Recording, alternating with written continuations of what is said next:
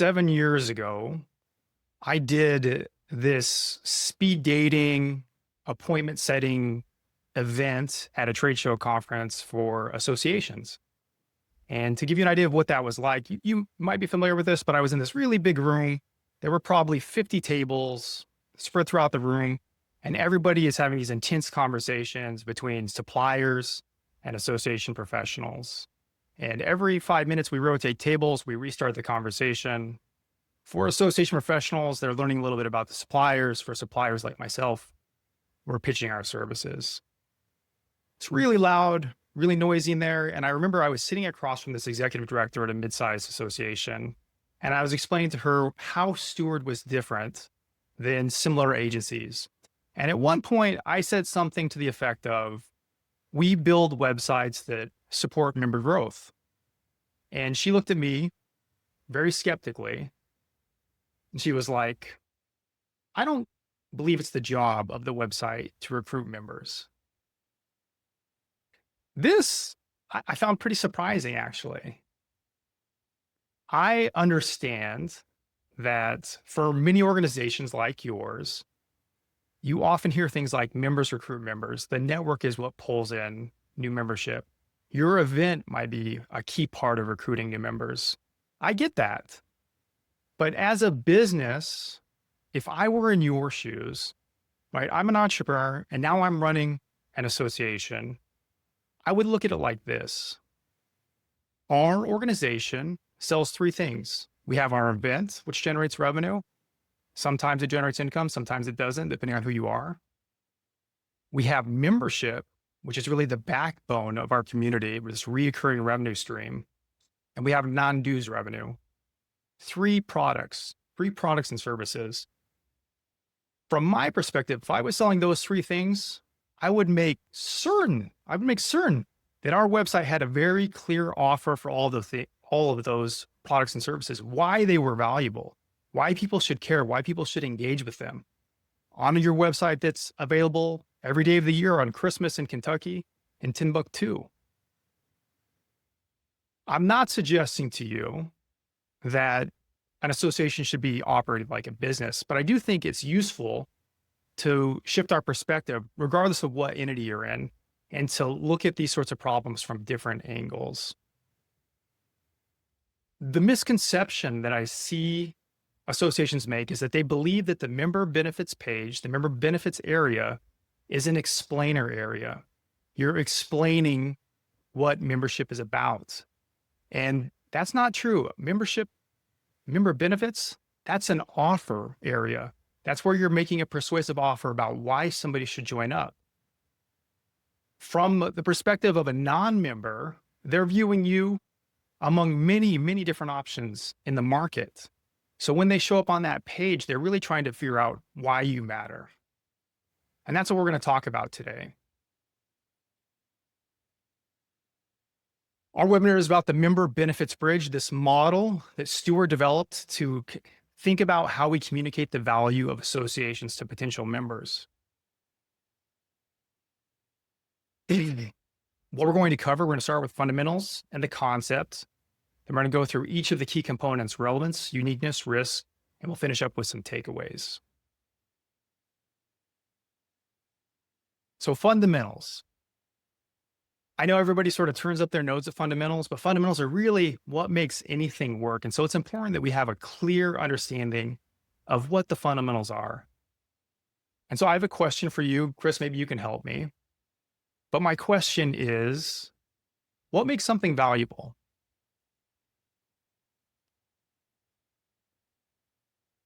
What makes something valuable? Why is something like a diamond ring valuable? You can chat it in. If you're feeling squirrely, you can unmute yourself and show yourself on camera or not. Maybe a component of that comes to my mind right away is perception. Okay. And we have someone that says desirability, intangibles like meaning or nostalgia. Yeah, those are all really interesting. I mean, when I think about diamonds as another example, scarcity, right? Yeah. because it's rare and shiny, people perceive it as more valuable. And I think all of these answers, they point to a couple of things. First is that value is subjective, right? It depends on who you are. That diamond ring, I have no interest in that. My dad is, he's a well-off retired guy. He would never buy a diamond ring like that because he doesn't care about that. So value we know is subjective. But consider this glass of water, right? Water, you can get it for free in the United States. You could go to a shopping mall, there'll be water fountains. You can go into a business and use their water fountain. Outside in the parks, there's water fountains. You would think opposite the diamond that water would be valueless, but if you were stranded in the middle of the Sahara Desert, it would become very, very valuable. So value is subjective. It depends on who is perceiving the value, Chris, like you mentioned, but it's also relative. It depends on your context. And this is really important as we get into this framework, that it's subjective and relative. It's not objective. It's not based on market price. It's not based on scarcity, none of that. It's subjective and it's relative. This is the problem that we're trying to solve, is that potential members are not engaged members yet. There's this big gulf between you and them, and we have to get them to cross that gulf. We have to present them an offer which helps them to be able to raise their hand, pull out their credit card, and sign up for membership. And that is the member benefits bridge. The member benefits bridge uses relevance, uniqueness, and risk to help people to see the value in what you're offering and take the steps to actually become a member. In our time together today, I can't make you an expert copywriter. I can't make you a really good user experience strategist or a designer. I could give you little tips and tricks, but those are very contextual and they're not really what drives decisions like signing up for membership. But the member benefits bridge is like pizza. Even when it's bad, it's good, right? You can have an artless member benefits page that's a wall of text, but if it's relevant, if it's unique and it lowers the risk to the potential member, they will still raise their hand and join your ranks.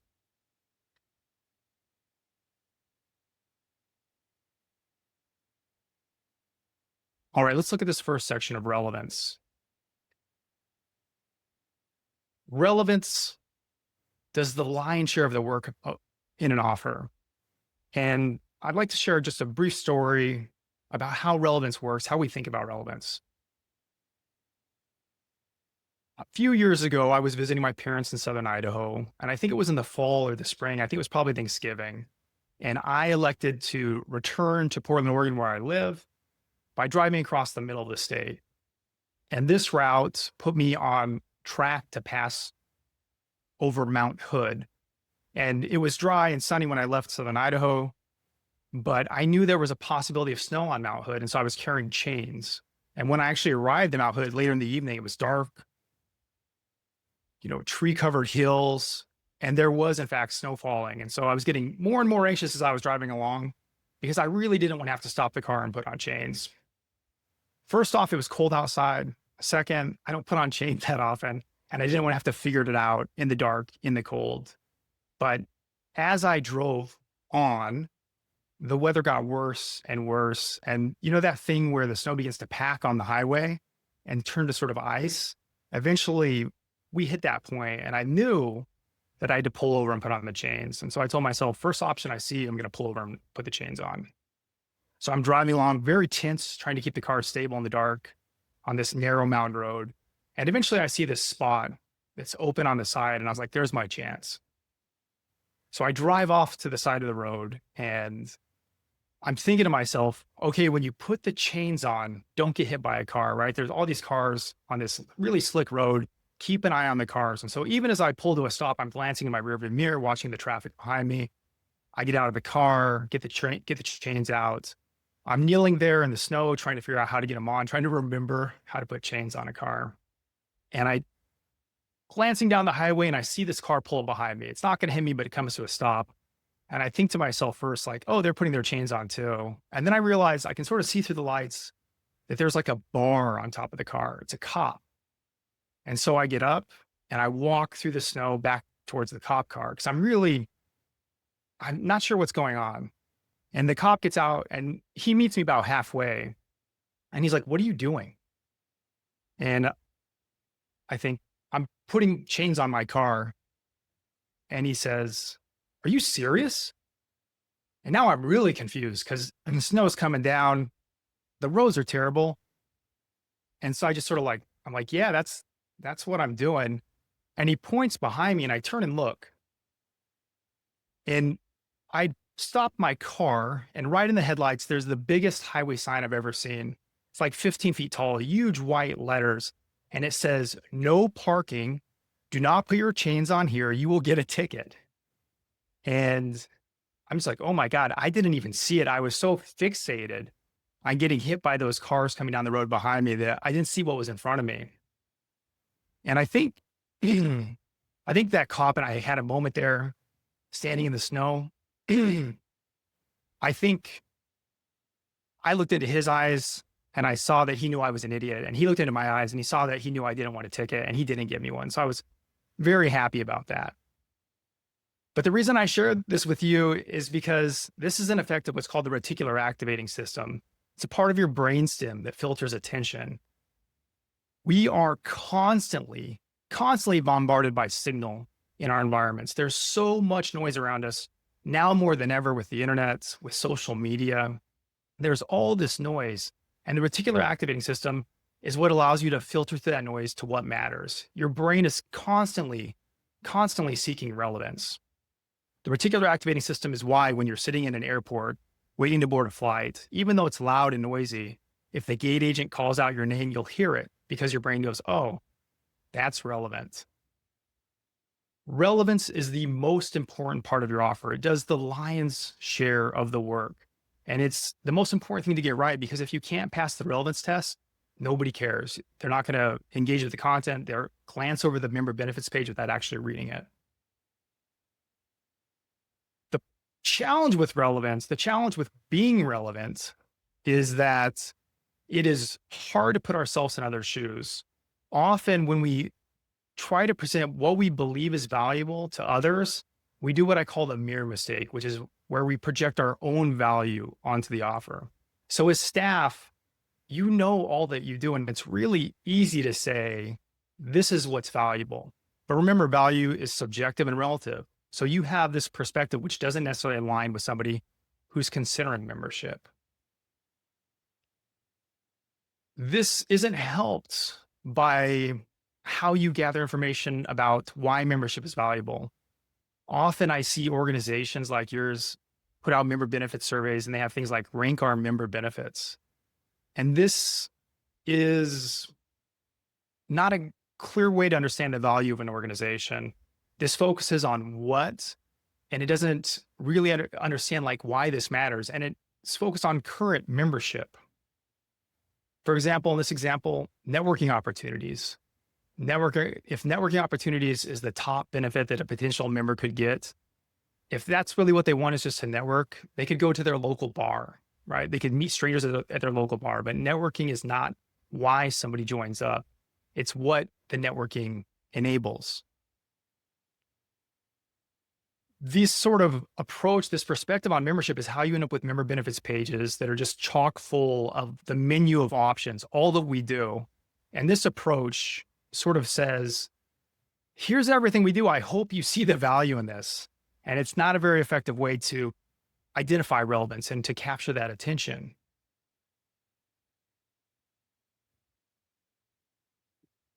The magic words, what you're really looking for in a conversation with somebody, in voice of customer data, where somebody fills out a survey with open text, so that networking matters, so that I can do this, so that I can get this.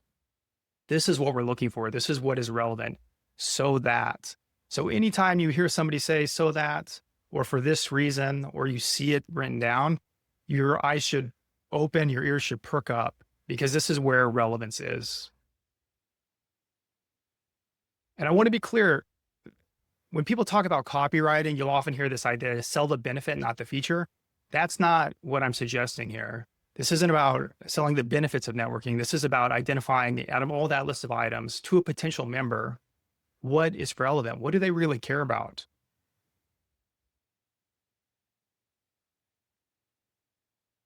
When somebody's evaluating the membership, when they're considering why you might matter to them, they're at a different point than the person who's actually filling out that membership engagement survey.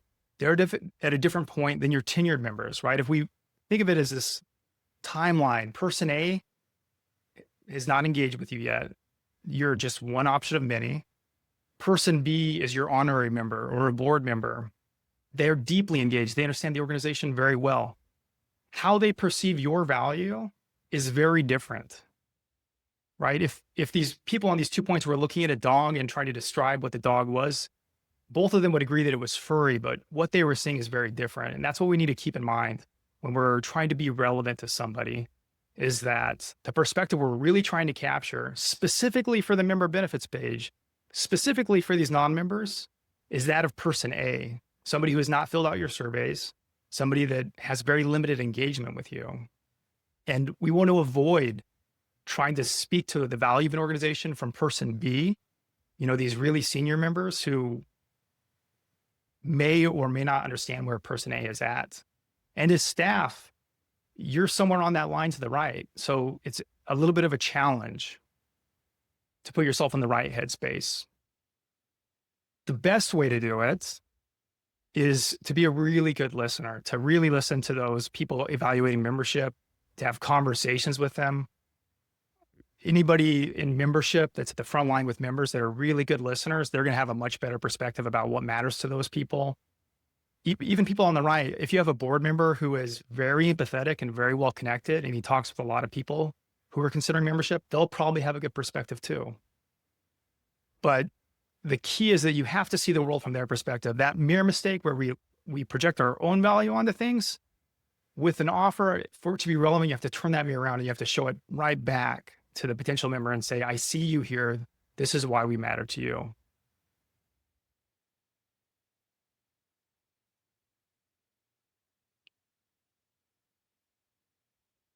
Some rules of thumb.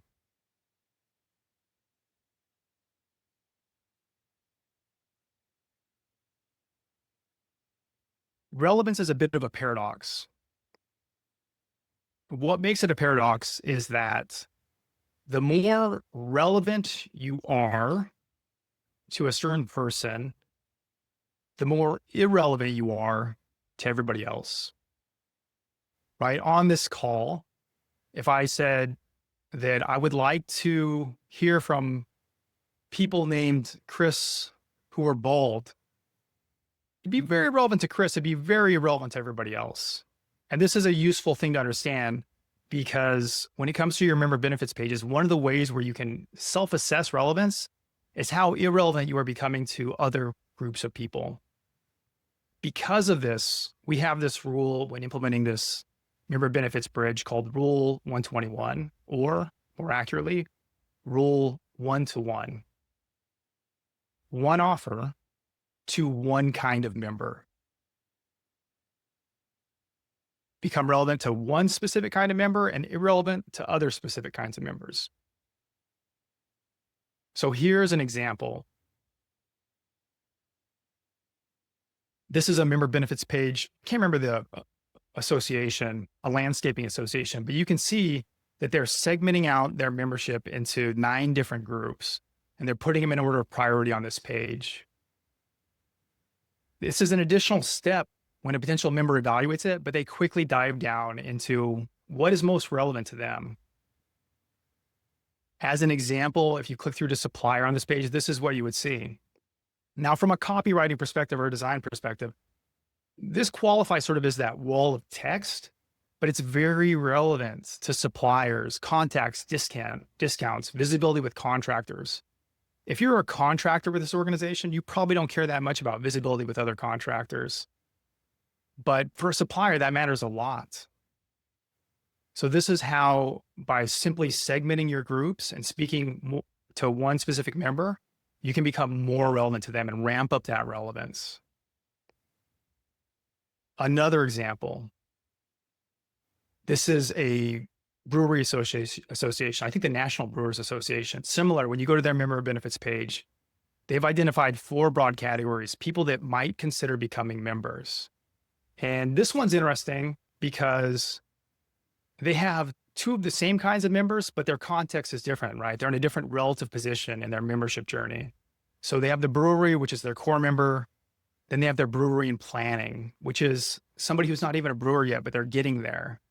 So the same sort of person, but a different place and time. So they speak to them with different messages. They're ramping up relevance for these specific groups of people. This is the sort of headline you get when you look at the brewers page, strengthen your craft beer business. This is what they want to do. They want to grow their business. So this is a really strong, very relevant message to that specific group of people.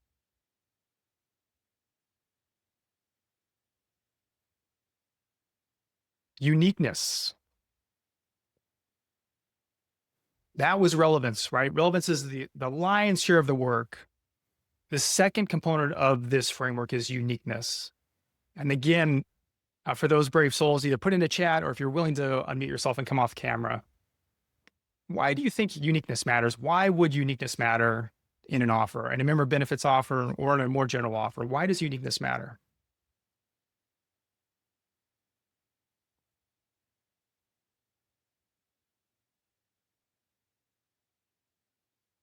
Chris, can you give me a hand with this? Yep, absolutely. We've got one back, or a couple already. To stand out in a sea of options, your association has to stand out. I think that's important. I think there's, yeah, I agree with those. I think it's just about a little bit about differentiation. But also, it can go back to sort of what you were saying in a way. I mean, the more unique you are and specific, potentially, you're appealing to people potentially on a deeper level than you might be if you're trying to appeal to everybody. So those are some things that come top of mind for me. Those are great. Those are all good answers. And I would agree with all those answers. I think you're on the right track. Understanding why uniqueness matters. If you think about it, like 300 years ago, if you wanted to buy a pair of shoes, there was probably only one person that sold them in your town. Now we live in this worldwide community where you can get anything you want, any time of the day, it'll be shipped to your door, right? We're in an option-rich environment. So for uniqueness, I'm going to share a little story here to intro this concept about how uniqueness can show up with potential members. And it will echo some of what I said earlier about how you identify what's relevant to potential members. This image you're looking at, this is a public image that I still elected to blur the faces of the guilty in this image to protect their identity. This was after Association West's annual conference a few years ago. There was an 80s party, and the party got so raucous that at one point these people ended up in the pool. But this is only something I heard about later because I was already in bed. If there's somebody who's the life of the party, I'm their evil twin. I'm the person who's in bed at 8 p.m. reading their book. So I was probably deep into my book when all this was happening. But about an hour and a half earlier, when this party was indoors, this same Congo line congoed by my table when I was speaking with this association professional. It was this dark room, lots of loud 80s music. Freddie Mercury kept dancing by, Congo lines going on around us. But being the party pooper that I am, I'm sitting at a table and I'm talking to this association professional. And the reason I was talking so intently with this guy, his name was Lance, was because I'm honored to serve on the board of Associations West. And Lance was not a member. He was a potential member. He'd flown from Washington to LA to attend this conference. And I was trying to dig into a little bit about why he did that. And he told me that the reason he came to Elevate was because he could get all of the CAEs in one event in 2 days, and he was good for the whole year. And he didn't have to fly to the East Coast to attend ASAE's annual conference. And I thought this was really interesting because it spoke to what made the event unique. right? Lance would have gone to the East Coast that year to attend a conference, except that Associations West and this event specifically were able to differentiate themselves from that option. Relevance does most of the work for an offer. It's really the workhorse. For a dish, it's like all of the ingredients. And for a dish, uniqueness is like the spice. It's how you get the edge. And sometimes it can be small, sometimes it can be big, but uniqueness is essential to standing out among all the other options that potential members have.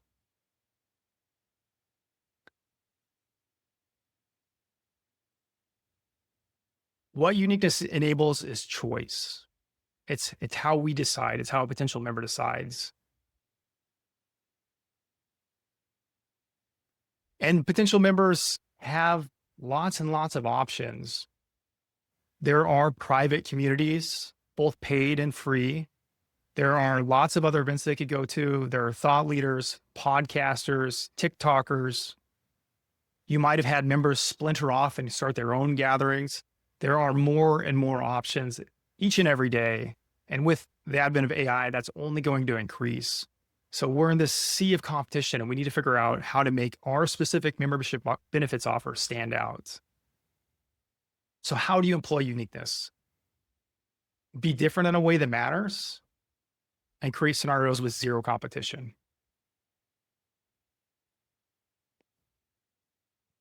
Consider if you were looking for a dentist. Let's say you had to switch up your dentist and you're looking through websites on potential dentists in your area. You find a dentist and the dentist says on their sales page, our dentists all wear blue capes. Very different, right? They're different than the other dentists. These dentists wear blue capes, but you're probably still not going to choose that dentist because they wear blue capes. So when you're different, it's not enough that you're different. There are lots of things about your association or your society that make you different, but you have to be different in a way that matters. It has to be relevant. Being different in a way that matters for a dentist is like when those dentists say that they're gentle or they'll put you to sleep so you don't have to experience the discomfort of, having somebody stick a needle in your mouth. Those are things that people care about. So those differentiators matter. If they specialize only in kids, it matters. But wearing a blue cape, being different just to be different is not enough. You want to create scenarios with zero competition. Really, you want to have a monopoly on that specific kind of value. If you can't say that there's nobody else that does it this specific way that provides this, then you're not truly unique. One of the ways to think about this is the only statement, the onlyest statement. We're the only offering that benefits for audience in space.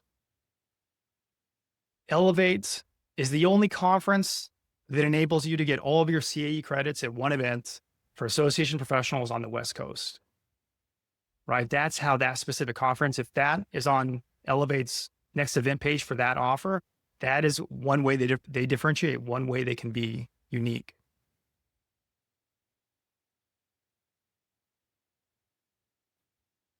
So how to find uniqueness?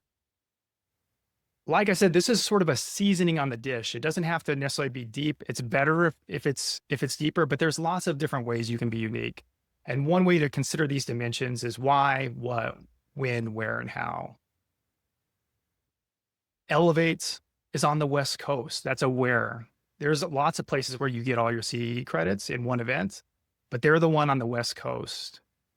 Similarly, if they weren't on the West Coast and they were trying to position against ASAE's annual conference, they didn't want to compete with them, they wanted to participate differently, they might do when differently. Like if ASAE is in August, they might say, we're the only conference where you can get your credits in February.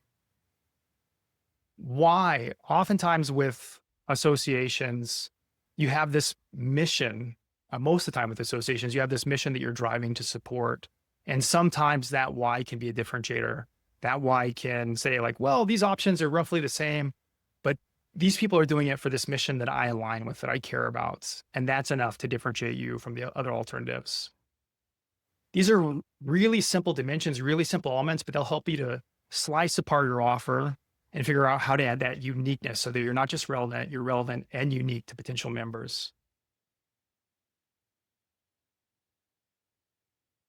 Coming back to an actual example, this is the brewery association again. Maximize your potential. There are a couple of things that make this offer unique, right? So you're drilling down, you're actually looking at the member benefits page. The craft beer marketing at events. I don't know this, but I would assume there's actually lots of craft beer marketing at events. So I would say on this page, that element's probably not the most unique. It matters, it may be relevant, but it's not necessarily unique in itself. But the industry statistics and analysis, the sustainability benchmarking tools, these are things that associations do really well, gather data on what's going on in the industry, share what's working. So these are things that make this not only relevant, but also unique in a way that matters. The other thing, this is a little more subtle on this page, and what makes this unique. The Brewers Association offers a variety of resources for breweries ready to go the extra mile. With the headline, Maximize Your Potential. This says that for a potential member, if you're looking at this, these are brewers who are serious. So the community is a certain sort of community. They're not just craft brewers. They're brewers that are trying to grow, that are doing the work, that are trying to connect with each other in order to grow. And that is probably fairly unique in this space. And you can see an example of what you might get if you joined a specific benchmarking survey, data that members could only get here. This is a strong, unique hook.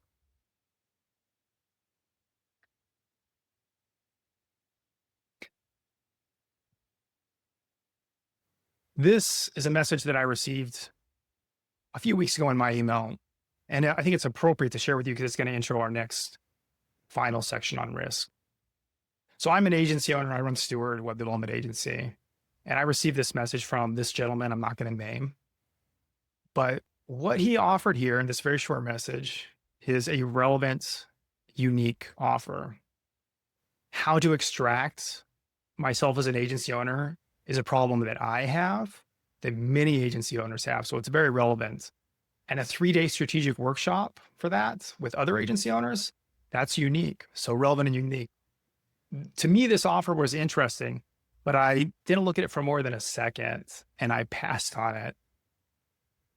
Why? Because of our final element, risk. I happen to know through my network a little bit about the gentleman who sent me that email.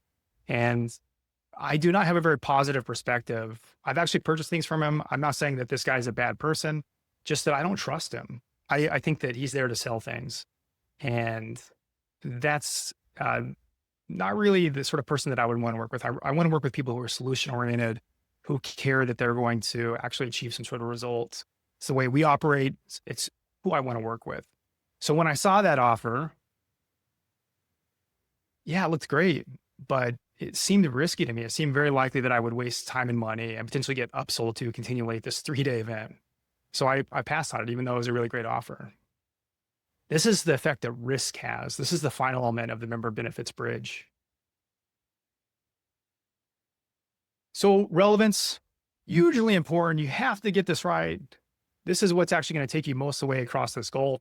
Uniqueness is what really solidifies it. And risk is a relatively minor element, but it will destroy your offer if you do not address the risk. It's something that you can't just be relevant and unique. You have to address the risk of what you're saying to the potential person or potential member. Does anybody know who these gentlemen are? These famous gentlemen? No? Can't say I do. Daniel Kahneman and Amos Tversky, the originators of prospect theory. Kahneman won the Nobel Prize in Economics in 2002 for his work on it. He published a very popular book about 10 years ago called Thinking Fast and Slow. And what these two guys did was they did a bunch of research on how people are irrational in decision making. And two elements of prospect theory that matter when it comes to your offer are loss aversion and risk aversion. Loss aversion is the tendency of people to overvalue loss versus potential gain, meaning that emotionally, like in my head, the benefit of gaining $100 versus the loss of losing $100 is not equal in their effect, right? I'm not going to be a little happy and a little sad for each of these. The impact of losing something is many times more powerful emotionally than the impact of gaining something. For a potential member, when they're looking at your member benefits page, when they're considering your offer, that means that against their status quo, they view losing their time, money, or energy as much more valuable than anything that they could gain. So because of this, you have to have a really strong offer to get them to actually pull out their credit card. The other thing that factors in is risk aversion. And the risk aversion is pretty simple. It just says that people prefer the predictable over the unknown, right? I would naturally prefer the status quo rather than a potential change. Both of these forces are working against your offer. They're the risk in this equation, and they're what you must address in order to get people to join your organization. Most of the time, for a member benefits page specifically, the way you're going to address risk is through a testimonial. What do you think of this testimonial? Give it a quick read. Do you think this is very effective in addressing risk?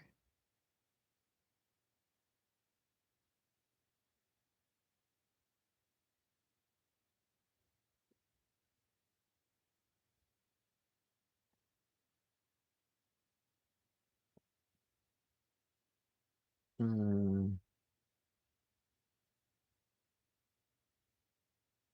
sort of a list of things they're offering and sort of a list of things that you'll get, but it's not alleviating any sort of fear necessarily. That's kind of how I'm saying it. Yeah, I would agree. And when I first saw this, this is in that organization, the Brewers Association. They have such an excellent member benefits page, but I saw this testimonial and I immediately thought that is a board member. That is person B describing the value of the association. And I looked it up, and Jason is in fact a board member of that organization, right? So they're not at a place in plan where they can accurately evaluate the risk or the opportunity of actually signing up, of joining. Yeah. So a good testimonial, it reinforces your offer. So whatever you're saying in your messaging, the testimonial says the same sort of thing. It says, yep, this is amazing. It addresses the risk in some fashion. You don't necessarily have to say specifically, like, I was concerned about this, but it worked out, but that's sort of what you're going for. And it speaks to non-members. It's from that person A perspective. It's somebody that is likely very early in their membership journey. And they may be from your first year or second year in membership, but they really understand that point where they were just a little bit ago. So ideally, I was in your situation. I took the risk of signing up and I got exactly what I hoped to get out of it. Here's a couple of good examples from the Landscape Association.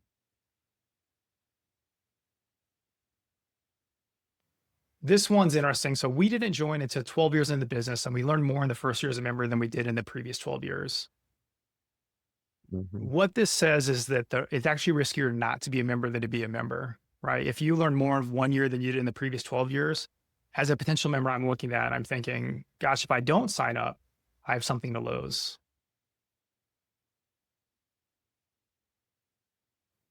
Yeah. This is another one that highlights some of the uniqueness of this organization. Another good testimonial. With the network of business owners I have developed through NALP, Insight on Tough Issues is a phone call away. That alone makes membership worth it.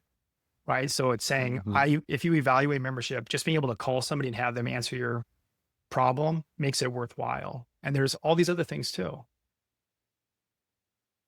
So both really good examples of both addressing risk and reinforcing the relevance and uniqueness of these organizations.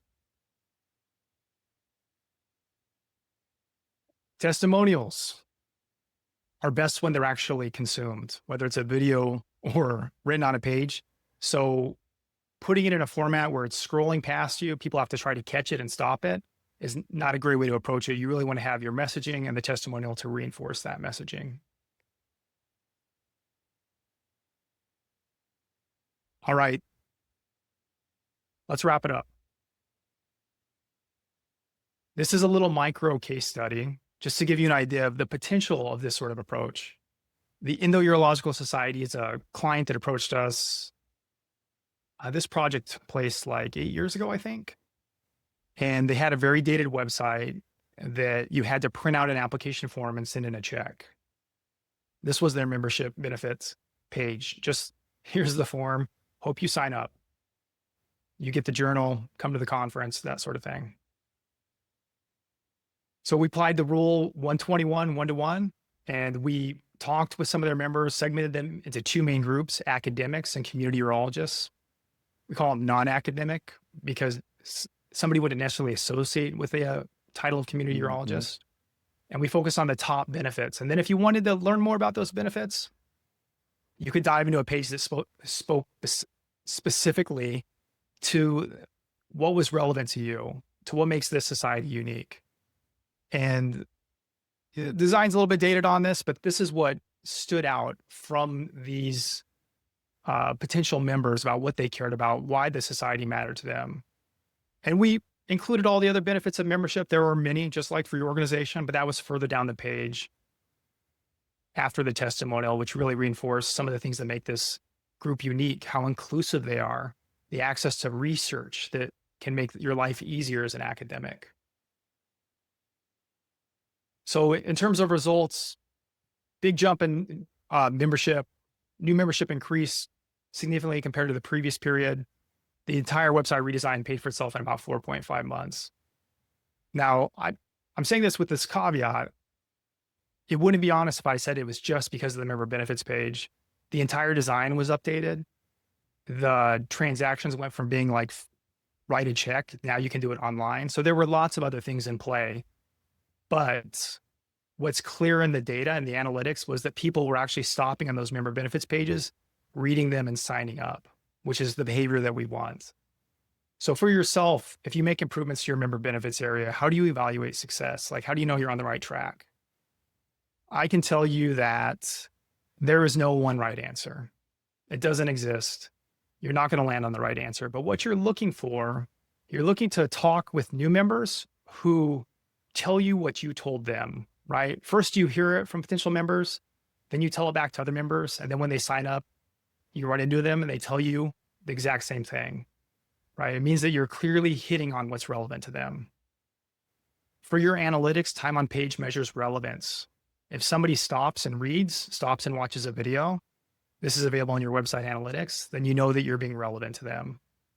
If they actually convert to membership after seeing your message, that's how you measure how well you've triggered the uniqueness and how well you've capitalized on reducing the risk.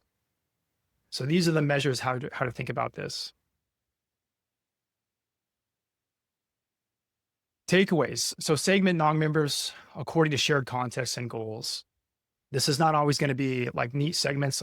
I'm a supplier, I'm a contractor.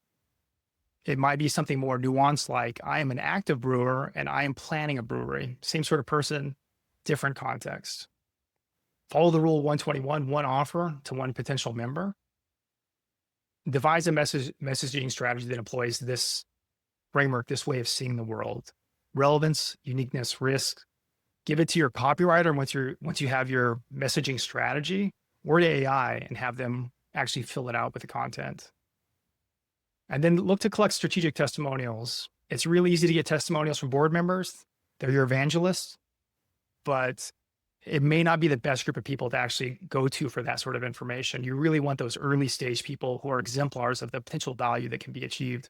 They both understand the problem and the solution, And if you can get those, they can really help your benefits page be much more persuasive. This member benefits bridge, this is something we developed specifically to focus on the benefits page and to optimize it to help support membership growth.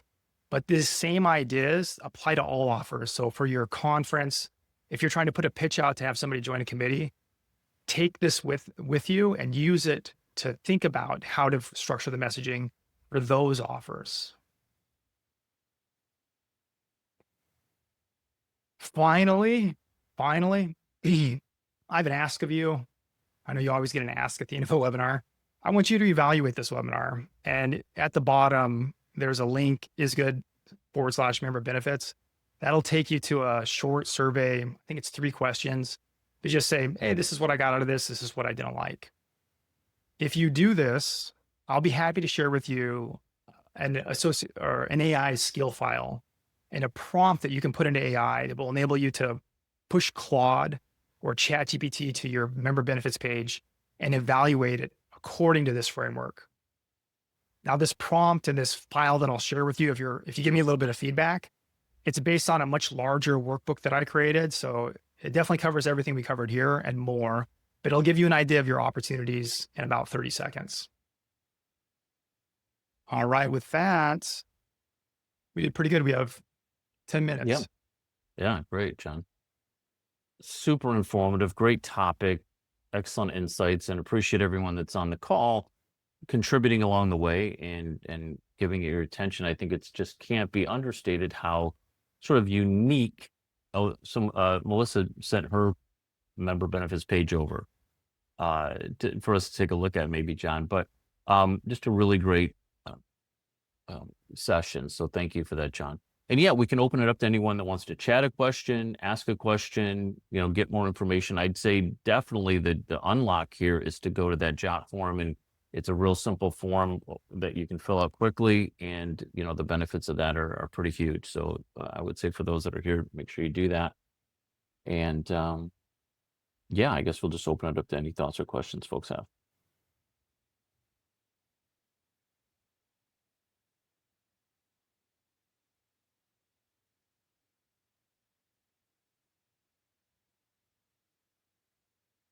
Looking at Melissa, I guess I would ask, I'm looking at your benefits page right now. Looks like you've got a slideshow on there. Is there, based on what you heard today, how do you feel about how it's sitting? We've embedded it there, but it's also available as a separate document that they can take. So this is something we just started as putting it together. So we do have it as a PDF option. So we're really still just trying to gauge if this is something of value, but packaging it, and then we can send it out to our state chapters and regional chapters that we found that's helpful. Really cool. And what sort of feedback have you got on it initially? Like, how did you go about developing this? We call it admire and acquire, where we look at what other associations do and just look at their ideas and see how we can package and put it together so it benefits our members. But really just having it all in one place. We haven't gotten to the point where we would print it because the cost benefit just really wouldn't be there. But just being able in one place where, so at the bottom of that page, the whole page, I think on that page, there's also, we call it a make your case toolkit. And so then they can go, so it's not on that page, but you kind of can, maybe it's on the next page. No, it'd be back. So if we were to go back one page, this one that goes into our membership types. Yeah, we have a, Did I miss it? I'll drop it in the chat. Not on that one, but on the page that I just dropped the link in there, it has the make your case toolkit. So we're talking, most of our members are in public schools, so they may have to talk to their superintendent or supervisor on the value of joining. So we want to give them the tools to be able to have that conversation with the people who would be putting up the money to join. And then we also offer a one-on-one Zoom with me to be able to just say, hey, and so I can walk them through the benefits on a quick little face-to-face to see if it's a benefit as well. That's really cool. That's a really good point to identify, is that sometimes the people who are looking at this, the actual buyer, the decision maker, is not the person who's necessarily on the website. So I think it's really savvy. And I also love the alliteration. I feel like association people are really good at coming up with phrases. So that's really neat. What are you good at listening for that value? The so that, like why this would matter to me when you're having those conversations? I put when I filled out the evaluation that piece, it's something we talk about a lot, but it's like, I don't know that we actually have asked that specifically for a testimonial, that I think that would be a piece that we really want to look into is, we always like everyone says that they join because networking is the value. It's like meeting other people, but that's so intangible. You can't really do metrics on networking. So it's kind of like, if we could phrase something where it's like, my membership is valuable so that, what does it enable you to do? So then it becomes something we could possibly measure. I can see that being really valuable for us. Yeah, I have found with surveys, open text fields and surveys can be good, but so many people, they stay really high level, and it's just really best if you can have a conversation with them and be like, oh, tell me more. So you like networking? Like, what about networking? Why do you even show up? Like, you can network anywhere. There's exactly. You don't have to be a member to network. It's Right. yeah. Well, thanks for sharing. This is really cool. Yeah. great. We're always looking for ideas from others on ways we can improve what we're doing. So that's always great. Yeah. It's a great mindset to have.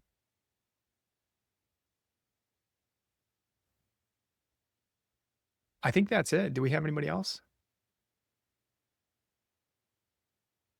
Excellent. Thanks, Melissa, for Absolutely. sharing, Thank you. for being here. Yeah, good stuff.